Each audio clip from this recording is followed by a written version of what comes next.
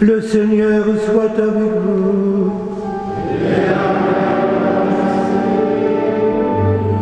Évangile de Jésus-Christ selon saint Jean.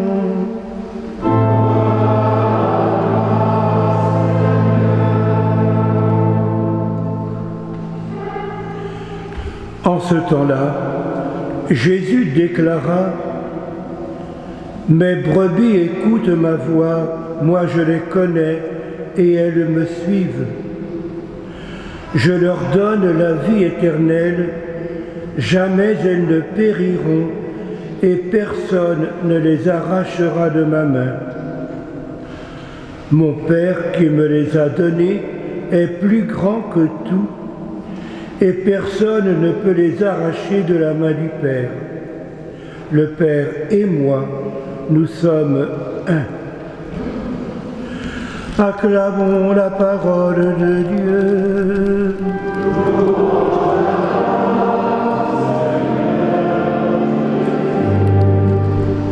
Dire Dieu, qu'est-ce que cela veut dire? Celui qui vous parle vient d'Afrique, un petit pays d'Afrique de l'Ouest, le Bénin, l'ancien Dahomey. Dans ce pays, il y a des catholiques, mais il y a surtout ce qu'on appelle, dans un langage qu'on trouve maintenant dédaigneux, des animistes. Le Bénin est le berceau du vaudou. Vous n'avez aucune idée de ce qu'est le vaudou. Le vaudou est une croyance qui pense que Dieu est là-haut dans le ciel, très loin dans le ciel. Nous ne pouvons le joindre que par des intermédiaires. Et dans mon village, qui s'appelle Grand Popo, il y a une divinité sur la place du village, érigée depuis longtemps, parce que je l'ai connu quand je suis né, et il est toujours là. Cette divinité qui fait 4 fois la taille d'un homme, a les mains comme ça. Il regarde toujours. Quand j'ai grandi un peu, je me suis dit, ce Dieu, il est certainement paresseux. Parce que depuis qu'il est là, il ne fout rien. Que fait-il donc, ce Dieu qui a la main placée là, à regarder les hommes? Que fait-il donc, ce Dieu?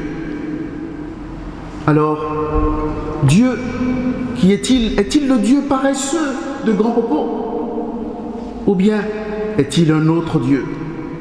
Pour le comprendre, je vais vous raconter une petite histoire qui m'est arrivée. Je me suis retrouvé un jour à Londres. En pleine ville, je parle très mal l'anglais. Et donc, depuis mon arrivée dans cette capitale, j'ai beaucoup souffert parce que je ne comprenais pas tout.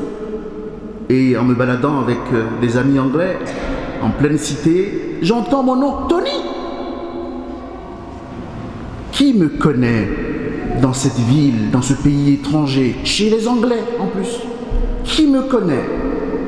Et je me retourne, je vois un ami d'enfance qui se trouvait là. Il m'appelle par mon nom. En m'appelant par mon nom, j'ai compris beaucoup de choses. Ce lien qui nous lie depuis toujours, en m'appelant par mon petit nom. Mon nom d'enfance, celui-là me connaît, je suis reconnu, et puisque je suis reconnu, je le connais. Je le connais. Nous avons une histoire commune. Nous avons eu un chemin ensemble. Ce chemin est notre chemin. Alors, dire Dieu, cela veut dire cela. D'abord, je suis connu. Avant de parler du nom de Dieu, il faut imaginer que nous avons un nom. Peut-être Dieu est-il un nom pour nous? Ou bien Dieu est-il le bouche-trou? Quand on ne trouve pas de solution à un problème, on met Dieu au cœur, ce que les anciens appellent le Deus ex machina, ce Dieu bouche-trou qui vient solutionner nos problèmes. En vérité, le Dieu bouche-trou ne se trouve pas dans la Bible. C'est une idée du théâtre ancien. Dieu n'est pas le bouche-trou. Dieu n'est pas celui qui est là-haut dans le ciel.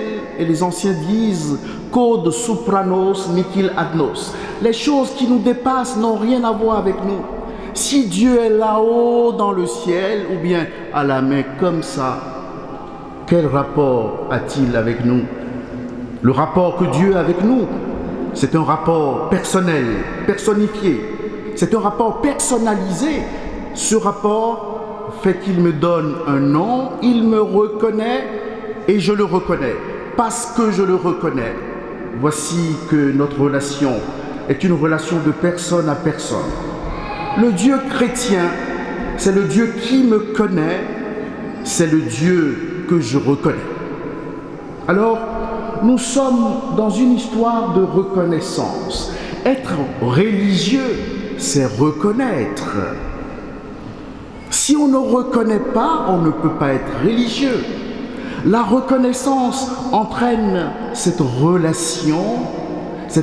du seul à seul. Et dans cette relation, voici que Dieu me convertit en même temps que je me laisse conduire par lui. Dans ce rapport du seul à seul, voici que nous sommes faits, nous sommes pétris. Et parce que nous sommes pétris, nous pouvons grandir, évoluer. Alors, l'idée de Dieu, le nom de Dieu, fait penser à l'idée de la liberté. Peut-être que vous pensez que croire en Dieu, c'est faire de nous des esclaves. Et quelquefois, les chrétiens qui croient en Dieu ont le visage triste, tellement triste, que comme s'ils rentraient d'une sépulture. Tellement triste. L'idée de Dieu fait peser sur nous quelquefois dans notre imaginaire un carcan qui nous affaiblit. On est comme ça, on ne sourit pas, on est triste à en mourir. Alors que ce Dieu qui me connaît, c'est le Dieu qui crée devant moi l'espace de la liberté. Quand, dans cette parabole, on nous dit que le berger connaît chacun par son nom, et dans une autre partie de la parabole, il y a une brebis qui était perdue, et Dieu va le chercher tout seul, il va le chercher. Oui, l'idée de Dieu doit nous donner cette idée de la liberté qui est en même temps la créativité. Au cœur de notre relation avec Dieu, voici qu'il y a un boulevard d'épanouissement, un boulevard d'être, un boulevard de créativité. Ce Dieu qui est le nôtre, voici le Dieu qui nous rend libres. Saint Augustin a dit « Aime et fais ce que tu veux ». Alors, aujourd'hui, en célébrant le dimanche du bon pasteur, l'image du bon pasteur nous dit quelque chose de Dieu. Mais cette image, c'est comme si nous sommes un troupeau et que nous sommes perdus dans la masse immense qu'a ce Dieu. Mais en fait, pour nous, pour Dieu, nous sommes quelqu'un. Il me connaît, il m'appelle par son nom. Il me fait venir à lui.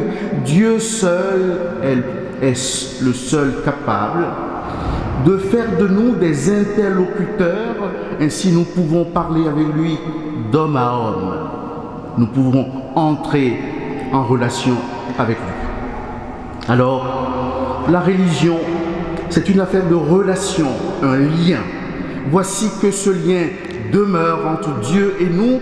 Il y a un liant entre lui et nous. Au cœur de ce lien, voici que nous pouvons avancer tranquillement. Nous sommes en bord de mer et je vous ai dit que j'ai appris à nager il y a très peu de temps.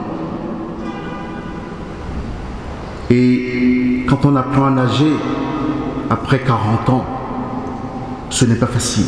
Je pensais que dans la mer ou dans la piscine, je pouvais imposer à l'eau toute ma force, et j'en ai. mais je n'allais pas loin. Dans l'eau, j'ai compris que pour nager, pour avancer, je vais jouer avec l'eau tranquillement, me laisser porter par l'eau, avancer tranquillement. Dieu nous porte, il nous porte, et voici que notre relation avec lui, c'est une relation qui fait symbiose, une relation qui nous fait être, une relation qui nous fait grandir. Nous n'avons pas à grandir en dehors de Dieu. Nous avons à grandir par Dieu, avec lui, et en nous épanouissant à partir de lui. Voici que nous sommes véritablement. Le nom est toujours là. Ainsi, le nom de Dieu n'est pas un théorème. Le nom de Dieu n'est pas une incantation. Le nom de Dieu, c'est une relation. Alors, j'espère que quand vous direz Dieu, vous ne verrez pas seulement un nom quelconque, mais vous mettrez un lien. Le lien de personne à personne. Ce lien nous a créés, c'est ce lien que nous habitons. Ce lien nous rassemble. Et si nous sommes tous des fils de Dieu, voici que ce lien nous tient ensemble. Nous tenons aux choses qui nous tiennent ensemble. Ainsi, au cœur de l'histoire européenne, voici que le nom Dieu est un nom liant qui nous tient ensemble. Dieu n'est pas une idée, Dieu est une personne, Dieu nous fait être, Dieu nous tient ensemble. Si nous ne tenons plus aux choses qui nous tiennent ensemble, voici que nous perdons notre lien, le lien vital qui nous fait vivre. Dieu est donc pour moi quelqu'un que je connais véritablement. Il est mon Dieu, il est votre Dieu, il est notre Père.